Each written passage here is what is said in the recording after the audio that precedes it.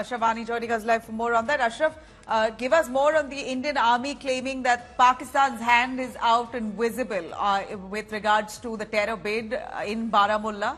The Uri region, 3 of the terrorists have been neutralized by our forces and one of the terrorists' body is yet to be found. But tell us more about the concrete information that we have that Pakistan's army has backed terror in the Uri region.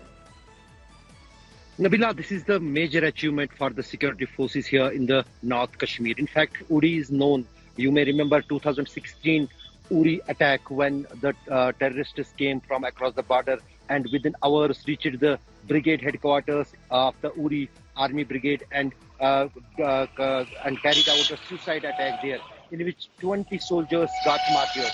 Same kinds of attempts are being repeated on the line of control in the Baramulla district, particularly in the Uri sector. One of them was today's infiltration bid, and that has been successfully foiled by the Indian Army within 8 hours, what the brigade commander of that particular area was telling to the media. In fact, why Pakistan's hand was visible in this infiltration bid, that a cover fire was provided to one of the terrorists when he managed to exfiltrate from the Indian territory towards the Pakistan territory. So it indicates clearly that how Pakistani army is not only training the infiltrators, equipping them with the sophisticated weapons, but also providing them cover fire for infiltration and exfiltration. But the alert security forces with all available sources of intelligence, manually, technically, electronically, they got clue about this infiltration and foiled it by killing all the 3 infiltrators. One's body is still lying there, but probably Indian Army may recover that because that is in the no man's land. When Indian Army approached it to carry that body towards own side, they were fired upon by the Pakistani post, what was mentioned by the police as well as by the army in this press conference here in Baramulla. But it is a major success because you can believe 5 kg ID was with them.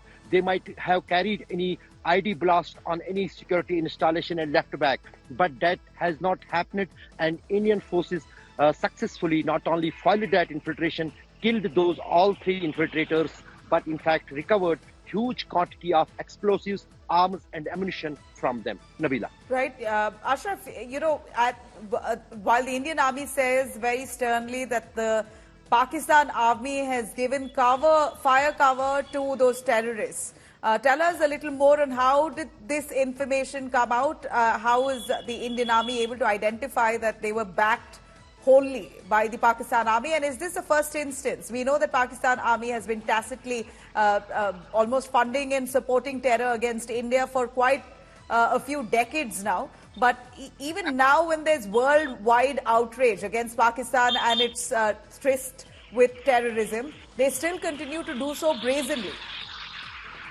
Absolutely. This is one of the big not only charges but a kind of evidence with the Indian Army which can be produced at any world fora or at any bilateral level, that how Pakistani army is supporting infiltration. Otherwise, always we have seen that Pakistani army as well as the Pakistani government deny any kind of role in the terrorism in Jammu and Kashmir, or in fact on the infiltration bids. But this infiltration bid clearly have indicated that how Pakistani army, because it is not any other authority, it is a Pakistani army which is face to face on the line of control to Indian Army, and when their post is firing towards the Indian side, that clearly means they are giving a cover fire for the infiltration. Absolutely. Ashraf,